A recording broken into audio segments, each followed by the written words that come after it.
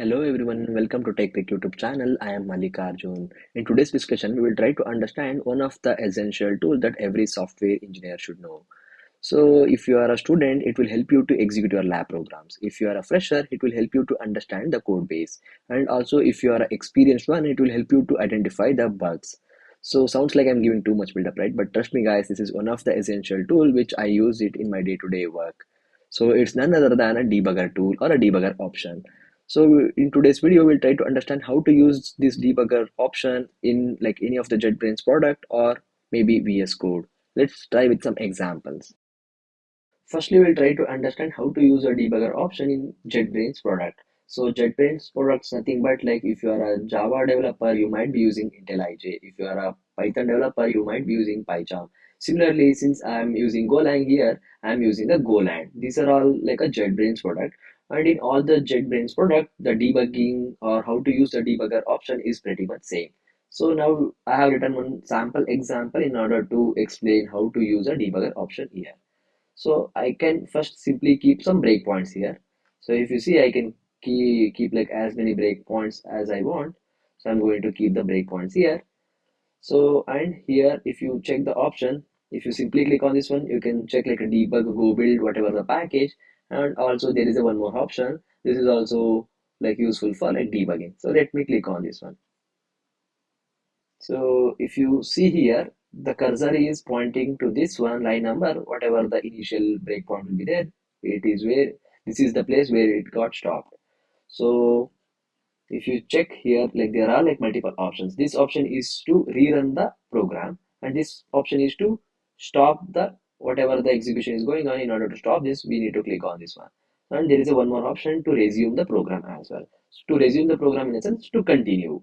So here I have kept line number 9, I have kept debugger. So if I click on this one, it will come to line number 14. I mean, it means like whatever the next breakpoint will be there, it will execute all the lines before that and it will come to that breakpoint. And if there are no breakpoints, then it will execute the entire program. So let me try this. So now if you see, it is pointing to line number 14 and it has executed all the lines till line number 14. So let's see the variables as well. So now the number one, it has initialized 100, number two is 200 and sum is like 100 plus 200, that is 300. So it is executed till line number 14, nothing but like till line number 13, and it has initialized all the variables, that is nothing but whatever the operation we are performing here. Now there are like other options as well. Step over. This is something like executing one line at a time. So let me understand what it is. Okay, now if you see diff, I mean it executed line number 14 and it initialized the diff as well. Nothing but number 2 minus number 1, that is 200 minus 100, that is 100 it is giving. So now if you click on this one, if you come to console as well here, it might be printing difference and sum as well. So it is printing sum as 300 and diff is 300. Perfect. So now we are here. Now it is pointing to like line number 17. So we will simply continue. It should come to line number 20, a comma b, and we are calling a function and passing number 1 and number 2. So if I want to execute the code which is present in the function, so what we need to do, we need to use this option, that is step into it, to it nothing but it will go inside this function and it will try to execute. So let's click on this one. Now the cursor is pointing to line number 24, and if I simply click on step over, now it is at line number 25. After returning this, it should come back to line number 20 again. Let's try.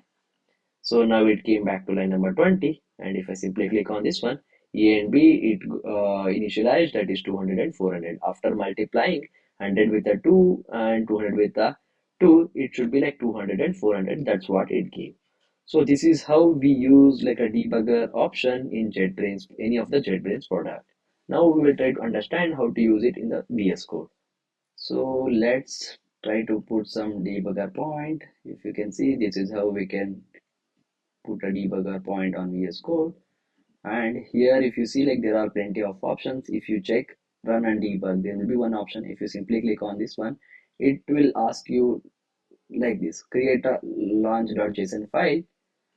So if you simply click on this one, it will generate a one file, and here you simply need to provide the path. So mine is like a main.go.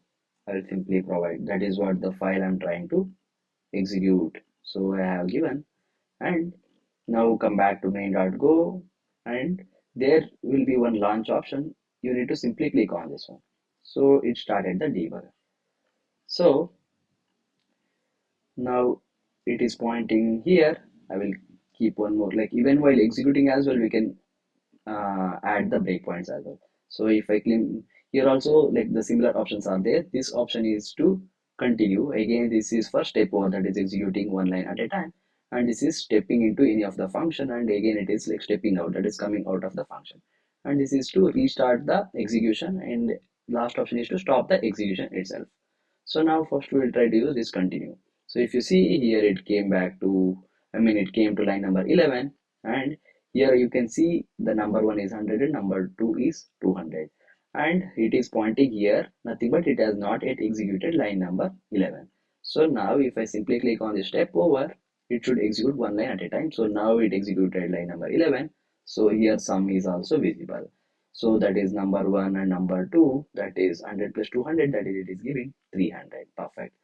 Now again I will step over, it came to line number 14. Again if I simply do it, it will declare and initialize even diff as well, that is 200 minus 100, that is 100. So here you can check that. So now I will simply continue. Again it came to here, I will keep one more breakpoint here. So now we are at line number 20, and we'll try to go inside this multiply by 2. So we need to click on this step into.